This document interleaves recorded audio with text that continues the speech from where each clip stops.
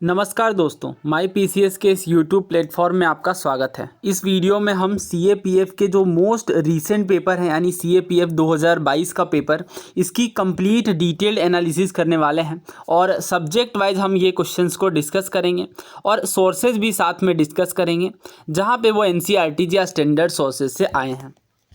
जैसा कि सीएपीएफ का जो एग्ज़ाम है 2023 वाला, ये काफ़ी समीप है, तो इसके रिगार्डिंग ये प्रीवियस ईयर क्वेश्चन की सीरीज़ आपको बहुत हेल्प करेगी। बट यहाँ पे आपको ध्यान ये रखना है कि क्वेश्चन तो रिपीट डायरेक्ट होते भी हैं, बट उनसे ज़्यादा इंपॉर्टेंट ये है कि उसके जो पेरिफेरल टॉपिक है या जो क्वेश्चन की पर्टिकुलर थीम है उसे आपको समझ करके चलना है। बिकॉज देखिए, अगर मान लीजिए यहाँ पे पेंटिंग से क्वेश्चन आया है या और कोई सब्जेक्ट के, जैसे मान लीजिए ट्राइबल वेलफेयर, स्केड्यूल ट्राइब, इनसे या फॉरेस्ट ड्वेलर एक्ट, इनसे कोई क्वेश्चन आया है तो मे भी उनसे संबंधित जो पीसा एक्ट है उनसे भी क्वेश्चन पूछा ही जाएगा। तो इस तरीके से प्रिपरेशन करनी है। स्टार्ट करते हैं हम फिर। देखिए, जो पहला क्वेश्चन है ये आर्ट एंड कल्चर का या हिस्ट्री का आप कह सकते हैं। इसमें क्या पूछा जा रहा है कि कौन सा जो आर्ट वर्क है ये सिस्टर निवेदिता के द्वारा फर्स्ट मास्टरपीस कहा गया इंडियन आर्ट का।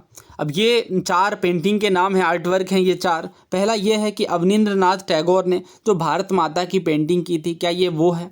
दूसरा, राजा रवि वर्मा के द्वारा अर्जुन और सुभद्रा की पेंटिंग। तीसरा, ये Sita in captivity in Lanka by Abanindranath Tagore, या सती बाय नंदलाल बोस। देखिए, ये क्वेश्चन टफ है एक तरीके से, बिकॉज ये डायरेक्टली एनसीईआरटीज़ के अंदर नहीं है और स्टैंडर्ड सोर्सेज में ये फैक्ट आपको डायरेक्टली नहीं देखने को मिलेगा। तो इसका सही जो आंसर है ये ऑप्शन ए है, भारत माता। और ये काफ़ी फेमस पेंटिंग है, इसके बारे में बात की गई है, भारत माता के बारे में हर हिस्ट्री के एनसीईआरटी बुक्स में बहुत डिटेल में डिस्कशन है। बट ये पर्टिकुलर बात नहीं बताई गई है कि सिस्टर निवेदिता ने फर्स्ट मास्टरपीस बताया है इंडियन आर्ट का। बात कर लेते हैं सिस्टर निवेदिता की। तो देखिए, इनका जो ओरिजिनल नेम था ये था मार्गरेट एलिजाबेथ नोबेल, और आगे चल के ये स्वामी विवेकानंद की शिष्या बनती हैं और काफ़ी क्लोज एसोसिएशन था इनका रामकृष्ण मिशन के साथ। काफ़ी सारा इन्होंने कार्य किया रामकृष्ण मिशन के संपर्क में, और बहुत सारे बुक्स भी इनके द्वारा लिखी गई हैं, जिनमें जो इनकी मोस्ट फेमस बुक है नाम है काली द मदर। नोट डाउन कर लीजिएगा, बिकॉज ये इंपॉर्टेंट फैक्ट पूछा जा सकता है। नाउ बात कर लेते हैं भारत माता पेंटिंग की। तो देखिए, 1905 से ही बहुत सारे भारत माता से संबंधित पेंटिंग्स की गई और अलग अलग तरीके के आर्ट देखने को मिलते हैं। लेकिन जो टैगोर की ओरिजिनल पेंटिंग है ये बहुत ज़्यादा रिकॉग्नाइज की जाती हैं। 2016 में Bharat Mata was put on display at the Victoria Memorial Hall in Calcutta. और अगर बात करें सिस्टर निवेदिता की, तो ये इंस्पिरेशन है behind the Bengal school of art, और इन्होंने बहुत तारीफ़ की थी पेंटिंग की और ये कहा था कि बिगिनिंग टू एंड जो पिक्चर है ये एक अपील है एक Indian language to the Indian heart, और ये फर्स्ट ग्रेट मास्टरपीस है न्यू स्टाइल में। अब देखिए, यहाँ से और आपको क्या समझना है, इस क्वेश्चन से क्या लर्निंग लेनी है। एक तो ये पेंटिंग का नाम बहुत बार पूछा भी गया एग्जाम्स में कि भारत माता की जो ओरिजिनल पेंटिंग है, या एक तरीके से कह लें जो मेन पोर्ट्रे की जाती है, वो किनके द्वारा की गई हैं? अवनींद्रनाथ टैगोर जी के द्वारा, पहला ये। और दूसरा तो ये कि राजा रवि वर्मा ये बहुत फेमस पेंटर हैं और काफ़ी सारी इनकी फेमस पेंटिंग है, जिनमें से अर्जुन सुभद्रा ये फेमस है, और मेनली मैथोलॉजिकल कैरेक्टर्स के अराउंड रिवॉल्व करती हैं इनकी पेंटिंग, तो ध्यान रखिएगा। और ये शकुंतला सबसे फेमस पेंटिंग है राजा रवि वर्मा की, और भी कई सारी पेंटिंग्स हैं जो बहुत ज़्यादा इंपॉर्टेंट हैं और काफ़ी प्रसिद्ध हैं। इसके बाद और पेंटिंग, अगर अवनींद्रनाथ टैगोर पेंटिंग की बात करें इनकी, तो Sita in captivity in Lanka ये भी एक फेमस पेंटिंग है। और सती नंदलाल बोस की, नंदलाल बोस भी काफ़ी बड़े पेंटर हैं। और नंदलाल बोस के बारे में अगर हम बात करें, हमारे जो ओरिजिनल इंडियन कॉन्स्टिट्यूशन है इसमें पेंटिंग और इलुस्ट्रेशन का जो काम है ये नंदलाल बोस के द्वारा ही किया गया है। तो ये इंपॉर्टेंट फैक्ट है, पूछा भी जाता है एग्जाम्स में, ध्यान रखिएगा। और एक सवाल और पूछा जाता है इंडियन कॉन्स्टिट्यूशन से ही संबंधित कि कैलीग्राफी, यानी हमारे इंडियन कॉन्स्टिट्यूशन की कैलीग्राफी किन्होंने की थी? कैलीग्राफी यानी हाथ से लिखने की कला है जो बहुत सुंदर अक्षरों में लिखी जाती है। तो हमारे कॉन्स्टिट्यूशन के कैलीग्राफर थे प्रेम बिहारी नारायण रायजादा। अब देखिए, ऐसे क्वेश्चंस भी अब पूछे जाएंगे, पहले कम देखने को मिलते थे ऐसे फैक्चुअल क्वेश्चन। जनरली जो हमारे कॉन्स्टिट्यूशन से क्वेश्चन बनते हैं वो कॉन्स्टिट्यूशन के फीचर्स के अराउंड रिवॉल्व करते थे, बट ऐसे फैक्ट से भी अब क्वेश्चन पूछे जाते हैं। तो ये कुछ इंपॉर्टेंट फैक्ट्स थी जो हमने इस क्वेश्चन से संबंधित डिस्कस किया। अगला सवाल देखिए, बैटल ऑफ राक्षस टांगड़ी, यानी राक्षस टांगड़ी का जो युद्ध है ये पॉपुलरली किस नाम से जाना जाता है? क्या ये तालीकोटा का युद्ध है, खानवा का युद्ध है, पानीपत का युद्ध है, या धर्मत का युद्ध है? अब ये चारों काफ़ी फेमस बैटल हैं। दोस्तों चाहे हम बात कर लें सिविल सर्विसेज की या सीडीएस सीएपीएफ की, तो हर साल एक ना एक सवाल विजयनगर एम्पायर से संबंधित देखने को मिलता है। और विजयनगर एम्पायर का जो क्वेश्चन होता है सिविल सर्विसेज में वो काफ़ी टफ होता है और एनसीईआरटी से सॉल्व करना काफ़ी मुश्किल होता है। बट जो सीडीएस सीएपीएफ के अंदर आते हैं वो हमारी थीम्स एनसीईआरटी की जो हिस्ट्री है क्लास 12 की उनसे कवर हो जाता है। जैसे इसी क्वेश्चन की अगर हम बात करें, एन इम्पीरियल कैपिटल विजयनगर, तो ये जो हमारा थीम 7 है ये पार्ट 2 बुक है थीम्स इंडियन हिस्ट्री का। तो इसमें जो थीम 7 है ये काफ़ी इंपॉर्टेंट है और विजयनगर एम्पायर के बारे में काफ़ी डिटेल डिस्कशन किया गया है। सो इसी चैप्टर के अगर पेज 173 में आप देखेंगे तो डायरेक्टली बताया गया कि 1565 में रामा राय जो कि चीफ मिनिस्टर होते हैं विजयनगर एम्पायर के, ये आर्मी को लीड करते हैं इनटू बैटल ऑफ राक्षस टांगड़ी। तो किस बैटल की बात की जा रही है? राक्षसी टांगड़ी बैटल की बात की जा रही है, जिसे तालीकोटा के नाम से भी जाना जाता है। और जहाँ पे उनके जो फोर्सेज हैं were routed by the combined armies. तो इनका जो एक तरीके से युद्ध होता है वो कंबाइंड आर्मीज होती हैं बीजापुर, अहमदनगर और गोलकुंडा की, इन तीनों के खिलाफ। तो ये इंपॉर्टेंट है। वैसे भी तालीकोटा का युद्ध 1565 में काफ़ी फेमस है, लेकिन इससे संबंधित जो पर्टिकुलर फैक्ट है कि इसी युद्ध को राक्षसी टांगड़ी का युद्ध भी कहा जाता है, ये बात भी इंपॉर्टेंट है। तो इसका मतलब सही आंसर क्या है? Option A, battle of Talikota. अगर खानवा के युद्ध की बात करें तो हमें पता है पानीपत का जो पहला युद्ध है ये 1526 में होता है और उसके बाद होता है खानवा का युद्ध 1527 में। और इसके बाद अगर हम तीसरा देखें 1528 में कौन सा युद्ध होता है? चंदेरी का युद्ध। और अंत में होता है घाघरा या घोघरा का युद्ध 1529 में। और 1530 में बाबर की डेथ हो जाती है। तो ये बाबर से संबंधित युद्ध थे। और इसके बाद अगर बैटल ऑफ धर्मत देखिए, ये भी इंपॉर्टेंट है, बहुत बार एग्जाम्स के अंदर पूछा गया है। बैटल ऑफ धर्मत जो है ये शाहजहाँ के बेटे औरंगजेब और दारा सिकोह के बीच होता है। काफ़ी फेमस ये बैटल है, बैटल ऑफ धर्मत, और ये भी इंपॉर्टेंट है। ध्यान रखिएगा किनके बीच ये हुआ है। देखिए ये क्वेश्चन तो काफ़ी आसान दिखता है बट ये एक तरीके का डिफ़िकल्ट क्वेश्चन ही है। अशोकन इंस्क्रिप्शन जो अफगानिस्तान में लिखे गए हैं ये किस स्क्रिप्ट में है? देखिए स्क्रिप्ट और लैंग्वेज में काफ़ी फ़र्क होता है, हमसे स्क्रिप्ट के बारे में पूछा जा रहा है। तो अफगानिस्तान से संबंधित यानी अफगानिस्तान के अंदर जो अशोक के अभिलेख हैं इनमें कौन से स्क्रिप्ट है? क्या ये ब्राह्मी है, शारदा है, खरोष्ठी है या फिर ग्रीक अरमेइक है? दोस्तों बहुत लोगों का कहना था इस क्वेश्चन का आंसर खरोष्ठी है, बट डायरेक्टली एनसीईआरटी की बात हम देखते हैं तो एनसीईआरटी के बॉक्सेस काफ़ी ज़्यादा इंपॉर्टेंट होते हैं। और ये कौन सा चैप्टर है? ये पेज 32 है थीम्स इन इंडियन हिस्ट्री के पार्ट 1 का, और चैप्टर का नाम है किंग्स, फार्मर्स एंड टाउन्स। ये वाला चैप्टर है किंग्स, फार्मर्स एंड टाउन्स। अब ध्यान से अगर हम इस बॉक्स को पढ़ें तो देखिए क्या कहा जा रहा है कि जो ज़्यादातर अशोक के अभिलेख हैं ये प्राकृत भाषा में है, प्राकृत भाषा की बात की जा रही है। तो ये तो हमें पता ही है कि इंडियन सब कॉन्टिनेंट के ज़्यादातर जो पार्ट्स हैं नॉर्दर्न इंडिया में उनमें प्राकृत लैंग्वेज देखने को मिलता है। लेकिन जब हम बात करें नॉर्थ वेस्ट की तो नॉर्थ वेस्ट में हमें एरेमिक और ग्रीक देखने को मिलते हैं। एरेमिक और ग्रीक लैंग्वेज की बात की जा रही है। अब देखिए ज़्यादातर जो प्राकृत के इंस्क्रिप्शन है ये ब्राह्मी स्क्रिप्ट में लिखे गए हैं। तो प्राकृत के जो इंस्क्रिप्शन है ये किस स्क्रिप्ट में है? ब्राह्मी स्क्रिप्ट में। जबकि नॉर्थ वेस्ट के अंदर हम देखें तो किस स्क्रिप्ट में है? खरोष्ठी स्क्रिप्ट में है। अब आगे ध्यान से पढ़िए, the Aramaic and Greek script were used for inscription in Afghanistan. सारी बातें छोड़ करके अगर हम केवल इस लाइन पर फोकस करें कि एरेमिक और ग्रीक स्क्रिप्ट की बात की जा रही है अफगानिस्तान के इंस्क्रिप्शन में, तो यहाँ पे क्या पूछा जा रहा है कि किस स्क्रिप्ट की बात की जा रही है अफगानिस्तान के इंस्क्रिप्शन में? तो एरेमिक और ग्रीक स्क्रिप्ट की बात की जा रही है अफगानिस्तान के इंस्क्रिप्शन में। तो डायरेक्ट ये एनसीईआरटी से है तो इसमें कोई कन्फ्यूजन का स्कोप नहीं रह जाता है। तो सही आंसर इसका ऑप्शन डी है। दोस्तों ये क्वेश्चन भी डिस्कस करना इंपॉर्टेंट हो जाता है। यहाँ पे सीडीएस का ये क्वेश्चन है, अशोकन इंस्क्रिप्शन जो मानसेहरा और शहबाजगढ़ी में है ये किस में लिखे गए हैं, किस लैंग्वेज में और किस स्क्रिप्ट में, आपको बताना है। तो मानसेहरा और शहबाजगढ़ी की बात करें तो ये वर्तमान समय में पाकिस्तान के अंदर है। तो ये ऑब्वियसली नॉर्थ वेस्टर्न पार्ट में है। तो प्राकृत लैंग्वेज का कोई स्कोप ही नहीं बनता क्योंकि नॉर्दर्न इंडिया में ही प्राकृत लैंग्वेज में इंस्क्रिप्शन देखने को मिलते हैं अशोक के। यहाँ भी प्राकृत है एक तरीके से, तो ये भी हट जाता है। सही आंसर इसका क्या है? Option D. तो दोस्तों यहाँ पे आपके मन में किसी तरह का कन्फ्यूजन नहीं होना चाहिए, ये बिल्कुल क्लियर रखिए। जब पाकिस्तान के जो साइड से मानसेहरा, शहबाजगढ़ी इनकी बात की जाएगी तो लैंग्वेज है एरेमिक और स्क्रिप्ट कौन सी है? स्क्रिप्ट है खरोष्ठी। तो यहाँ पे मैं चाहता हूँ कि स्पेसिफिकली आप दो बातें नोट डाउन करें। पहला तो ये कि अफ़गानिस्तान के अंदर अगर बात की जाएगी, अफ़गानिस्तान में भी स्पेशली हम बात कर रहे हैं कांधार की, तो किस स्क्रिप्ट का यूज़ होगा? ग्रीक अरमेइक का। लेकिन जब हम बात करेंगे पाकिस्तान की, पाकिस्तान में दो साइट्स फेमस है मानसेहरा और शहबाजगढ़ी, तो फिर कौन सा स्क्रिप्ट होगा? खरोष्ठी। तो बहुत अच्छा क्वेश्चन इससे बन सकता है और पूछा भी गया, आप देख सकते हैं, एक तो CAPF में और एक CDS में। तो ये टफ क्वेश्चन है, इसलिए अगर आप इसे अच्छे से प्रिपेयर करेंगे, क्योंकि अशोकन स्क्रिप्ट एक ऐसा टॉपिक है जहाँ से हर साल क्वेश्चन किसी ना किसी रूप में देखने को मिलते हैं। फिलहाल इस क्वेश्चन का आंसर क्या है? ऑप्शन डी है, ग्रीक अरमेइक। अच्छा हाँ, एक बात और मुझे बतानी थी, ग्रीक अरमेइक को ही सरेकुना कहते हैं। ये बात भी नोट डाउन कर लीजिए, बिकॉज बहुत बार सरेकुना लिखा जाएगा ग्रीक अरमेइक के जगह पे, तो ये चीज़ क्लियर होनी चाहिए आपको ना। दोस्तों बात करते हैं 7वें नंबर के क्वेश्चन की। देखिए कॉइन्स से संबंधित है, 200 BC से 300 AD के बीच के कॉइन्स से संबंधित ये क्वेश्चन है और नॉट करेक्ट आपको बताना है। ये एक डिफिकल्ट क्वेश्चन है, NCERT में आपको डायरेक्टली नहीं देखने को मिलेगा। पहला ऑप्शन क्या है कि जो इंडो ग्रीक है, इन्होंने बायलिंगुअल और बाय स्क्रिप्ट लीजेंड्स को इंट्रोड्यूस किया अपने कॉइन में। दूसरा ये कहा जा रहा है कि जो कुशानाज है, इन्होंने बहुत बड़ी संख्या में गोल्ड कॉइन्स और कॉपर कॉइन्स को बहुत बड़ी संख्या में मिंट करवाया। तीसरा ये कि जो सातवाहन से इन्होंने इशू किया कॉइन्स अलग अलग तरीके के, सिल्वर के, कॉपर के, लेड और पोतीन के।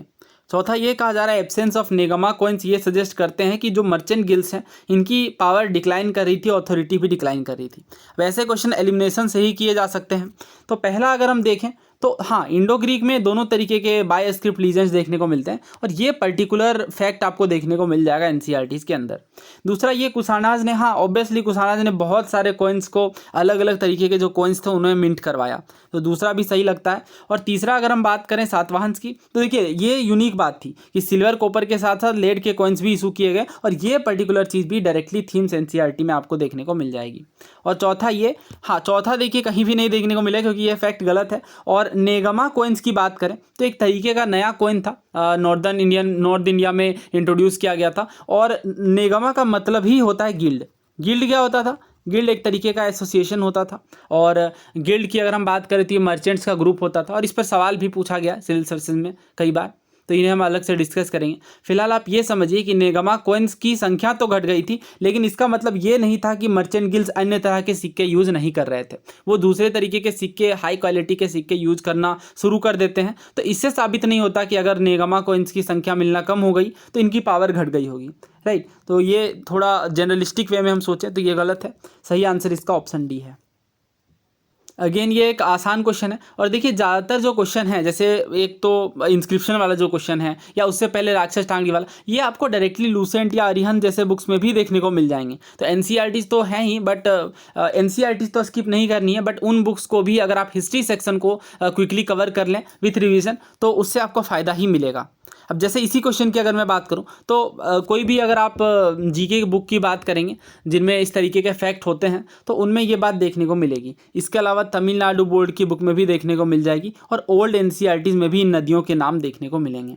तो वैदिक रिवर है और इससे आपको मैच करना है कि उनका मॉडर्न नाम क्या है। दृष्टावती है, अस्किनी है, वितस्ता है और पुरुषनी है। और मॉडर्न नेम है चेनाब, चौटांग, रवि या झेलम।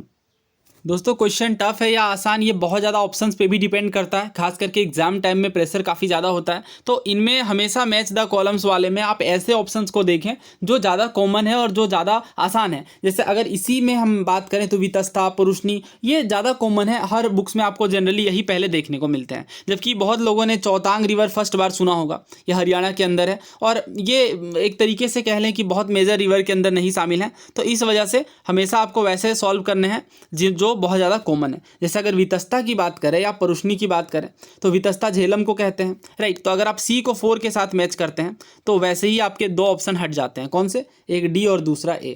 और अगर हम इसमें मैच करें तो A और B ठीक है, अगर D को भी अगर हम मैच कर लेते हैं तो आंसर हमारा निकल करके आ जाएगा। पुरुषनी की बात करें तो ये रावी नदी का पुराना नाम है, यानी वैदिक नाम है। तो इस तरीके से सही आंसर क्या है हमारा? Option A 2143। तो 213 को अब हम मैच करें तो दृष्टावती चौटांग का नाम है और अस्किनी चेनाब का और वितस्ता झेलम का, जबकि पुरुषनी रावी का। तो ये आपको ध्यान रखना इंपॉर्टेंट रिवर्स हैं और ये डायरेक्टली जैसा कि मैंने आपको बताया लिस्ट दी हुई होती है बुक्स के अंदर, तो वहाँ से आप कवर कर सकते हैं। दोस्तों कुछ ऐसे फैक्चुअल्स क्वेश्चन होते हैं जो बहुत ही मुश्किल होते हैं और उन्हें आसान करना, मतलब उन्हें आसान कहना बिल्कुल भी सही नहीं होता। जैसे इसी क्वेश्चन की अगर हम बात करें तो ये भी एक टफ क्वेश्चन है, बट बहुत बार ऐसा होता है कि आपने डायरेक्टली उस फैक्ट को नहीं पढ़ा, बट उससे संबंधित फैक्ट से आप उस क्वेश्चन के आंसर तक पहुँचने में आपको मदद मिल जाती है। तो अगर इस क्वेश्चन की हम बात करें तो दो हमारे पास स्टेटमेंट है। पहला ये कि जो यरली मालवा स्कूल की पेंटिंग है ये सिराजी स्कूल के द्वारा इन्फ्लुएंस हुई, जबकि जो मुगल पेंटिंग है, यरली मुगल पेंटिंग की बात की जा रही है, ये बेहजाद स्कूल के द्वारा फॉलो की गई। दूसरा ये कि जो मेजर एक्सपोनेंट थे बेहजाद स्कूल के, ये कौन थे? सैयद अली और अब्दुस समद। अब आपको बताना था कि कौन से स्टेटमेंट इसमें करेक्ट है।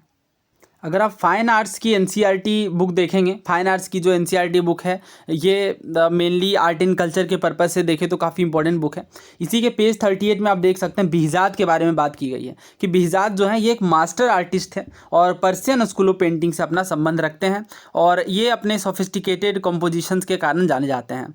और इसके अलावा और एक पेंटर हैं शाह मुजफ्फर, यह भी बाबर के दरबार से संबंध रखते हैं। तो ये दो पेंटर्स के नाम आपको बहुत अच्छे से याद होने चाहिए। Past year previous year questions को जब आप देखेंगे तो काफ़ी सारे सवाल मुगल पेंटिंग से पूछे गए हैं, तो उन क्वेश्चंस को हम अलग से डिस्कस कर लेंगे। फिलहाल आप ये समझिए, क्योंकि बेहजाद के ऊपर भी बहुत बार क्वेश्चन पूछा गया है, सीडीएस में भी क्वेश्चन पूछा गया है और अन्य एग्जाम्स में भी।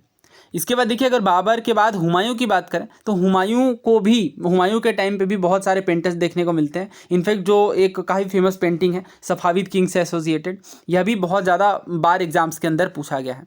तो इनके टाइम पे देखिए दो पर्शियन आर्टिस्ट, इनका नाम है मीर सैयद अली और दूसरा का नाम है अब्दुस समद। ये जो दो काफ़ी फेमस पेंटर हैं ये हुमायूं के दरबार में आते हैं और इन्हें इन्वाइट किया जाता है हुमायूं के द्वारा ही, और ये पर्शियन आर्टिस्ट होते हैं। तो यहाँ से डेफिनेटली आप आइडिया लगा सकते हैं कि पहले बेहजाद रहे होंगे बाबर के दरबार में और उसके बाद कहीं ना कहीं उसी तरीके से एक पेंटिंग को आगे बढ़ाने का काम किया गया होगा हुमायूं के टाइम पे। किन पेंटर्स के द्वारा? सैयद अली और अब्दुस समद के द्वारा। तो दूसरा बिल्कुल सही है और पहला भी हम देखें यरली मुगल पेंटिंग्स में बेहजाद स्कूल है, तो पहला भी सही है। तो सही आंसर क्या है इसका? ऑप्शन सी, बोथ 1 और 2। देखिए ऐसे डायरेक्ट फैक्ट एनसीईआरटीज़ में नहीं है और इन क्वेश्चंस को नो डाउट बहुत डिफिकल्ट कहा जा सकता है और स्किप करना भी ऐसे क्वेश्चंस को एक समझदारी वाली बात होगी। ये एंशिएंट हिस्ट्री के बुक्स के ऊपर है और एंशिएंट हिस्ट्री के बुक्स से काफ़ी सारे क्वेश्चन आते हैं और ये आसान क्वेश्चन है। तोलका पीएम के बारे में पूछा जा रहा है कि कौन सी बात सही नहीं है। ये ग्रामर के ऊपर है। दूसरा ये कहा जा रहा है कि 4th सेंचुरी में ये कंपोज की गई, 1st से 4th सेंचुरी के बीच। तीसरा ये संगम कॉर्पस का पार्ट है। चौथा ये कि पाणिनि के द्वारा कंपोज किया गया। तो तोल्कापियम पाणिनि के द्वारा नहीं बल्कि तोल्कापियार जी के द्वारा कंपोज किया गया, तो इसलिए ये चौथा गलत है और यही हमारा आंसर है क्योंकि नॉट करेक्ट पूछा गया था। पाणिनि ने कौन सी बुक लिखी है? तो पाणिनि के द्वारा काफ़ी फेमस संस्कृत ग्रामर बुक लिखी गई है, नाम है अष्टाध्यायी। ये आपने सुना होगा अष्टाध्यायी के बारे में क्योंकि बहुत बार एग्जाम्स के अंदर पूछा भी गया है अष्टाध्यायी पुस्तक के विषय में। इवन जो पतंजलि है इनके द्वारा भी एक ग्रामर की बुक लिखी गई और उस बुक का नाम क्या था? उस बुक का नाम था महाभाष्य। अब ये चीज़ें आप नोट डाउन कर लें, इंपॉर्टेंट है। और बाकी अगर तोल्कापियम की बात करें तो ये पर्टिकुलर फैक्ट आपको देखने को मिल जाएगा एनसीईआरटी के अंदर ही, और ये तोल्कापियार के द्वारा लिखी गई है, ये डायरेक्ट आप देख सकते हैं। इसके अलावा अगेन मैंने कहा लूसेंट या जो भी बुक आप फॉलो करें उनमें भी इस तरीके के फैक्ट्स होते हैं ना। दोस्तों इस क्वेश्चन की अगर बात करें प्राइंसली स्टेट्स के ऊपर पूछा गया है। अगेन आपको नॉट करेक्ट स्टेटमेंट बताना है। पहला ये कहा जा रहा है कि ब्रिटिश गवर्नमेंट ने डिक्लेयर किया कि जो स्टेट्स अपने आप में फ्री हैं, या तो वो इंडिया को ज्वाइन करें या पाकिस्तान को, या खुद में इंडिपेंडेंट भी रह सकते हैं। दूसरा ऑप्शन ये है कि ये जो डिसीजन रहा या तो इंडिया को ज्वाइन करें या पाकिस्तान को या फिर इंडिपेंडेंट रहें, ये जो है ये प्रिंसली स्टेट्स के ऊपर नहीं छोड़ा गया बल्कि प्रिंसली रूलर्स के ऊपर छोड़ दिया गया। उस पर्टिकुलर प्रिंसली स्टेट के जो रूलर हैं उनके ऊपर छोड़ दिया गया। देखिए अगला ये कहा जा रहा है कि जो ट्रेवनकोर के रूलर हैं ये पहले ऐसे प्रिंसली स्टेट के रूलर थे जिन्होंने डिसाइड किया कि वो इंडिपेंडेंट रहेंगे। और चौथा ये कहा जा रहा है कि जो ट्रेवनकोर स्टेट है ये फाइनली इंडिया में ज्वाइन करता है और ये चीज़ होती है प्लेबिसिट के थ्रू। सो क्लास 12 एनसीईआरटी की पॉलिटी बुक आती है, politics in India since independence. तो इसी के फर्स्ट ही चैप्टर के अंदर पेज 14 में अगर हम बात करें तो काफ़ी इंपॉर्टेंट ये चैप्टर है अपने आप में और ये बुक ही अपने आप में बहुत ज़्यादा इंपॉर्टेंट है। तो इसके तहत अगर आप देखें तो ये बताया जा रहा है कि इससे काफ़ी ज़्यादा प्रॉब्लम शुरू हुई। जो ऑप्शन दे दिया गया कि ये फ्री हैं, या तो वो इंडिया को ज्वाइन करें या पाकिस्तान को ज्वाइन करें या फिर इंडिपेंडेंट रहें, और इससे काफ़ी दिक्कतें देखने को मिली। जैसे फर्स्ट ऑफ ऑल जो रूलर हैं ट्रेवनकोर के, इन्होंने अनाउंस किया कि जो स्टेट है यानी ट्रेवनकोर है उन्होंने डिसाइड किया है कि वो इंडिपेंडेंट रहेंगे। तो इस तरीके से हम कह सकते हैं कि हाँ ट्रेवनकोर के रूलर पहले रूलर थे जिन्होंने ये कहा कि हमें इंडिपेंडेंट रहना है। इसी तरीके से अगर हम बात करें निज़ाम ऑफ हैदराबाद की, तो इन्होंने भी सिमिलर अनाउंसमेंट किया अगले ही दिन। और इसी के बाद अगर नवाब ऑफ भोपाल जैसे रूलर्स की बात करें तो ये कॉन्स्टिट्यूएंट असेंबली को ज्वाइन नहीं करना चाह रहे थे। तो बहुत ही इजीली हमने देखा, हाँ ये पहला फैक्ट भी है, यानी वो ऑप्शन था कि या तो इंडिपेंडेंट रहें, और इससे काफ़ी दिक्कतें भी देखने को मिली कि ये जो डिसीजन था ये प्राइमली रूलर्स पर छोड़ दिया गया। और हमने देखा किस तरीके से ट्रेवनकोर के रूलर जो है ये इंडिपेंडेंट रहने का डिसाइड करते हैं, और अगले ही दिन हैदराबाद में भी यही देखने को मिलता है कि वो भी इंडिपेंडेंट रहना चाहते हैं। और ये बात यहाँ पे गलत है, प्लेबिसिट जैसा कुछ देखने को नहीं मिलता है। स्टेट ऑफ ट्रेवनकोर जो है ये मर्ज तो करता है इंडिया में, बट प्लेबिसिट वाली बात नहीं होती है, बल्कि ये किंग का ही ये रूलर का ही पर्सनल डिसीजन होता है। तो ना केवल एनसीईआरटी हिस्ट्री बल्कि पॉलिटी भी काफ़ी हेल्पफुल रहती है इस तरीके के क्वेश्चन को सॉल्व करने में। अगला सवाल देखिए, ये एक एवरग्रीन क्वेश्चन है, ये आपको एनसीईआरटीज़ में डायरेक्टली नहीं देखने को मिलेगा, बट तमिलनाडु बोर्ड की हिस्ट्री में देखने को मिल जाएगा। क्या कहा जा रहा है कि हर्षवर्धन के द्वारा कौन सी किताब लिखी गई है? हर्षचरित, कादम्बरी, रत्नावली या गीत गोविंद? डायरेक्टली इसके आंसर की बात करते हैं। तो देखिए जो कादम्बरी बुक है ये बाण भट्ट के द्वारा लिखी गई है, और बाण भट्ट कौन थे? तो हर्षवर्धन के दरबारी कवि थे। और इसके अलावा हमसे पूछा गया कौन सी बुक लिखी गई है, तो हर्षचरित और कादम्बरी बाण भट्ट के द्वारा लिखी गई है, रत्नावली लिखी गई है हर्षवर्धन के द्वारा। तो सही आंसर हमारा ऑप्शन सी है। और गीत गोविंद किनके द्वारा लिखी गई है? जयदेव के द्वारा। ये भी बहुत इंपॉर्टेंट बुक है। तो 3 किताबें हैं एक्चुअली, ये आप नोट डाउन कर लें। पहला तो रत्नावली है, दूसरा है प्रियदर्शिका, और तीसरा है नागानंद। ये तीनों जो बुक है नागानंद, ये तीनों जो बुक है ये लिखी गई है हर्षवर्धन के द्वारा। तो तीनों में से कोई भी आपसे पूछा जा सकता है। और हर्षवर्धन की जो बायोग्राफी है हर्षचरित, ये किनके द्वारा लिखी गई है? ये इन्हीं के दरबार में रहने वाले बाण भट्ट के द्वारा लिखी गई है। ये कुछ एक्स्ट्रा फैक्ट है जो बहुत ज़्यादा इंपॉर्टेंट है। अगला देखिए, ये तो आसान है, सिविल सर्विस में काफ़ी पहले पूछा भी गया है। किंग ऑफ डांस, ये डिस्क्रिप्शन है किसका? चोलाज के ब्रोंज नटराज का। और ये आपको देखने को मिल जाएगा normally, because king of dance काफ़ी फेमस है, और ब्रोंज नटराज के स्कल्पचर में ये देखने को मिलता है। नाउ नेक्स्ट हिस्ट्री का क्वेश्चन देखिए। 2 इवेंट्स दिए गए हैं और आपको बताना है इसमें से कौन से करेक्ट हैं। पहला ये कहा जा रहा है कि जो इंडियन प्रेस है ये फेल होती है वर्नाक्युलर प्रेस एक्ट के अगेंस्ट प्रोटेस्ट करने के लिए। और दूसरा ये कहा जा रहा है कि जो वर्नाक्युलर प्रेस एक्ट है 1878 का, ये इंट्रोड्यूस किया गया था लीटन के द्वारा अपने खुद के लॉ मेंबर के अगेंस्ट में। देखिए, अब अगर वर्नाक्युलर प्रेस एक्ट की बात करें तो हमें पता है ये 1878 में आया था, और एक तरीके से ये इंडियन न्यूज़पेपर को कर्व करने का प्रयास था।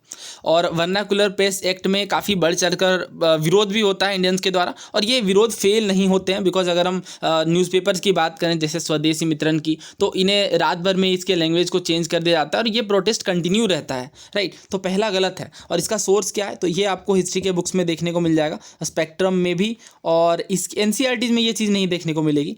और इसके अलावा ये आपको देखने को मिल जाएगा अन्य जो हिस्ट्री के बुक्स आती हैं उनमें भी, जैसे प्लाजी टू पार्टीशन से ही वैसे ये क्वेश्चन देखने को मिलेगा डायरेक्टली, बट स्पेक्ट्रम में भी इसका जिस्ट है। बट सेकंड स्टेटमेंट स्पेक्ट्रम में नहीं देखने को मिलेगा। और ये कहा जा रहा है कि जो वर्नाक्युलर प्रेस एक्ट है 1878 का, ये इंट्रोड्यूस किया गया लीटन के द्वारा, लेकिन ये पर्टिकुलर बात नहीं देखने को मिलेगी। तो ये प्लाजी टू पटिशन है, यहाँ से आप देख सकते हैं 1878 में पास होता है against the advice of his own law member. और जो वर्नाक्युलर प्रेस एक्ट है ये डिज़ाइन किया जाता है basically to gag the Indian press which had become critical of the colonial policies. तो कॉलोनियल पॉलिसीज़ की निंदा करने वाले न्यूज़पेपर्स को गॉज करने के लिए इस तरीके का एक्ट लाया जाता है। तो इसका क्या मतलब है? फेल्ड तो नहीं रहती है, यानी फर्स्ट तो गलत है और सेकंड सही है। तो आंसर हमारा क्या बनेगा? 2 ओनली। नेक्स्ट क्वेश्चन देखिए, 4 आपको ऑप्शंस दिए गए हैं, आपको इसमें से बताना है कौन सा करेक्टली मैच्ड है, which of the following historical event is correctly match. पहला ये कहा जा रहा है कि सेकेंड एंग्लो अफगान वॉर, क्या ये 1878 में हुआ? इल्बर्ट बिल कंट्रोवर्सी, क्या 1885 में हुआ? फॉक्स इंडिया बिल 1785 में? या लॉर्ड कर्जन वायसराय कब बनता है? 1898 में। सो ईयर्स का बहुत खास महत्व है हिस्ट्री में, और हिस्ट्री के जो बुक्स में जनरली एक क्रोनोलॉजी दी होती है, बट अगेन ये क्वेश्चन थोड़ा डिफिकल्ट है। तो 1878 में सेकेंड एंग्लो अफगान वॉर हुआ, ये सही है। और इल्बर्ट बिल कंट्रोवर्सी की बात करें तो ये 1885 नहीं बल्कि 83 में हुआ है। और फॉक्स इंडिया बिल की बात करें तो 1783, जबकि लॉर्ड कर्जन वायसराय का बनता है 1899 से लेकर 1905 के बीच रहता है। तो इस तरीके से सही आंसर क्या है हमारा? Option A. दोस्तों, ये जो वॉर्स हैं ये बहुत इंपॉर्टेंट हो जाते हैं, तो इन्हें हम क्विकली रिवाइज कर लेते हैं। अगर अफगान वॉर्स की बात करें तो फर्स्ट एंग्लो अफगान वॉर देखने को मिलता है 1838 से 42 के बीच। उस टाइम पे जो गवर्नर जनरल होते हैं वो कौन होते हैं? Auckland, Lord Auckland. Second Afghan war की बात करें तो ये लॉर्ड लीटन के टाइम पे देखने को मिलता है, और सिंध को भी एनेक्स किया जाता है। और सिंध को जब एनेक्स किया जाता है उस टाइम पे कौन होते हैं? एलेनबर्ग। डायरेक्ट क्वेश्चन देखने को मिलता है सिंध की एनेक्समेंट के टाइम पे कौन होते हैं, तो ध्यान रखिएगा एलेनबर्ग। अब एंग्लो मैसूर वॉर डिस्कस कर लेते हैं। तो पहला एंग्लो मैसूर वॉर जो है ये 1767 से 69 के बीच हुआ, वॉरेन हेस्टिंग के टाइम पे, और ये ट्रीटीज़ लिखी हुई हैं, मद्रास की treaty. Second Anglo Mysore war की बात करें तो वॉरेन हेस्टिंग के टाइम पे ट्रीटी ऑफ मैंगलोर, और ये अमेरिकन वॉर ऑफ इंडिपेंडेंस भी एक तरीके से कहा जाता है। और थर्ड एंग्लो मैसूर वॉर की बात करें तो 1790 में हुआ लॉर्ड कॉर्नवालिस के टाइम पे, और ये ट्रीटी ऑफ सेरिंगपट्टनम के साथ एंड होता है। जबकि फोर्थ एंग्लो मैसूर वॉर की बात करें तो 1799 में लॉर्ड वेलेस्ली होते हैं इस टाइम पे गवर्नर जनरल। कार्नेटिक वॉर्स, जैसा कि आपको पता है बहुत इंपॉर्टेंट है, एंग्लो फ्रेंच कॉन्फ्लिक्ट कहलाते हैं। फर्स्ट कार्नेटिक वॉर की बात करें तो ये ट्रीटी ऑफ एक्स-ला-चैपेल के साथ समाप्त होता है। 1748 में ट्रीटी ऑफ एक्स-ला-चैपेल हुआ था। और इसके बाद सेकेंड कार्नेटिक वॉर की बात करें तो ईयर आप देख सकते हैं 1750s के बीच का टाइम है, और इंडियन किंग बिकेम क्लाइंट। जबकि थर्ड कार्नेटिक वॉर की बात करें तो ये वोंडीवोस का बैटल इसमें शामिल है, और treaty of peace of Paris के साथ ये समाप्त होता है। नाउ नेक्स्ट क्वेश्चन देखिए, कहा जा रहा है कि जो ध्रुपद फॉर्म ऑफ म्यूजिक है इसे इंट्रोड्यूस करने और पॉपुलराइज करने का श्रेय किन्हें जाता है। ऑप्शन है हमारे पास राजा मान सिंह तोमर ग्वालियर के, दूसरा तानसेन, तीसरा नायक गोपाल, और चौथा शेख बहाउद्दीन ऑफ बरनावा। दोस्तों ये NIOS हिस्ट्री की बुक है, काफ़ी फेमस बुक्स हैं NIOS हिस्ट्री की। तो 16th सेंचुरी में अगर हम बात करें तो राजा मान सिंह तोमर ग्वालियर के ये पेट्रोनाइज करते हैं इस फॉर्म को। किस फॉर्म की बात की जा रही है? ध्रुपद म्यूजिक की बात की जा रही है। और Dhrupad went through certain changes and became more popular as a prominent form of classical music. और इसके बाद एक ट्रीटाइज भी है मन कोतूहल के नाम से, और ये बेसिकली इसमें डिस्कस किया गया है ध्रुपद के बारे में। तो ये बुक नोट डाउन कर लीजिएगा, मे बी ये आगे पूछा जाए। तो मान कोतूहल से ये संबंधित है। और इसके अकॉर्डिंग क्या है कि जो लिटरेचर ऑफ ध्रुपद है ये देसी या लोकल लैंग्वेज में लिखा गया है, यानी ब्रज भाषा में लिखा गया है। जबकि ध्रुपद जो है are arias of available in Sanskrit और हिंदी। तो ऑब्वियसली तानसेन तो जुड़े हुए ही हैं ध्रुपद म्यूजिक के साथ, लेकिन यहाँ पे इंट्रोड्यूस करने की बात की जा रही है और पॉपुलराइज करने की बात की जा रही है, तो इसका आंसर होगा राजा मान सिंह तोमर ऑफ ग्वालियर। अगला सवाल देखिए, एक बुक का नाम है और ये एक फेमस पार्टीशन नैरेटिव है। बुक का नाम है the other side of silence. आपको बताना है इसके ऑथर कौन है। ऑप्शन है अमृता प्रीतम, उर्वशी बुटालिया, सादत हसन मंटो और मंजू कपूर। दोस्तों again themes in Indian history के पार्ट 2 में आप देखेंगे और चैप्टर 5 के अंदर। तो यहाँ पे साफ तौर पे देख सकते हैं कि बात की गई है उर्वशी बुटालिया की book the other side of silence की, जो कि नरेट करती है एक बहुत ही ग्रूसम इंसिडेंट को जो थोआ खालसा में हुआ। तो बेसिकली ये पार्टीशन से ही संबंधित है ये बुक, और इम्पॉर्टेंट बुक है एक तरीके से। तो यहाँ से आप साफ तौर पे देख सकते हैं किस तरीके से NCERTs के लाइन बाय लाइन इंपॉर्टेंट है। तो हिस्ट्री के बुक थीम्स वाली NCERTs को बार बार पढ़ेंगे तभी आप ऐसे फैक्ट को याद रख पाएंगे। और जब भी बुक्स की बात आएगी तो आपको स्पेशल अटेंशन देना है, क्योंकि ये पहली बार नहीं है ऐसा क्वेश्चन CISF में, UPSC के ही CISF ऐसी और कई सारे एग्जाम्स में पूछा गया है जहाँ पे बुक्स के बारे में डायरेक्ट क्वेश्चन देखने को मिलता है। अगला सवाल देखिए, पूछा जा रहा है कि रिवर गंगा के बैंक्स में कौन सी जो सिटी है डिक्लाइन कर जाती है, उसका इंपॉर्टेंस जब railway link of Bombay start हो जाता है। बनारस, कानपुर, मिर्ज़ापुर या Patna. So Indian history part 3 के पेज नंबर 323 में अगेन आप देखेंगे थीम्स इन इंडियन हिस्ट्री के पेज 323 में। तो यहाँ पे आपको साफ तौर पे देखने को मिलेगा कि जो मिर्ज़ापुर जो गंगा नदी के तट पे देखने को मिलता है, जिनमें कॉटन कलेक्टिंग की स्पेशलाइजेशन होती है, जो ढाका और बाकी जगहों से कॉटन गुड्स को कलेक्ट करते हैं, ये डिक्लाइन कर जाते हैं जब बॉम्बे में रेलवे लिंक देखने को मिलता है तब से। और जब ये रेलवे नेटवर्क एक्सपेंड करता है, रेलवे वर्कशॉप और रेलवे कॉलोनीज़ भी इस्टेब्लिश होती हैं, और रेलवे टाउन्स जैसे जमालपुर, वाल्टेर और बरेली जो है ये डेवलप कर जाते हैं। तो डायरेक्ट आप देख सकते हैं कि यहाँ NCERT हिस्ट्री का कितना इंपॉर्टेंस है, और ये NCERT अपने आप में बहुत ज़्यादा जो ये फैक्चुअल इन्फॉर्मेशन है ये इंपॉर्टेंट हो जाती है। तो इसका आंसर क्या है? ना ही बनारस है, ना ही कानपुर, ना ही पटना। सही आंसर ऑप्शन सी है, मिर्ज़ापुर। आगे बढ़ते हैं। ऑल इंडिया सेंसस पहली बार कब अटेम्प्ट किया गया? देखिए अटेम्प्ट की बात की जा रही है तो 1872 में, और रेगुलर सेंसस की बात की जाएगी तो 1881। ये डायरेक्ट फैक्चुअल क्वेश्चन है और ये जनरली बुक्स में काफ़ी आसानी से देखने को मिल जाता है। प्रीवियस ईयर में भी ऐसे क्वेश्चन बहुत बार पूछे गए हैं। सो दोस्तों that's all for NCERT history, और बाकी जो सोर्सेज हैं वो हमने कवर किया हिस्ट्री के क्वेश्चंस में। और अगर आपको हमारा ये एफर्ट पसंद आ रहा है तो आप कमेंट करके ज़रूर बताएं, और नेक्स्ट आप किस सब्जेक्ट के लिए पहले एनालिसिस चाहते हैं यह भी ज़रूर कमेंट करें। Thank you very much.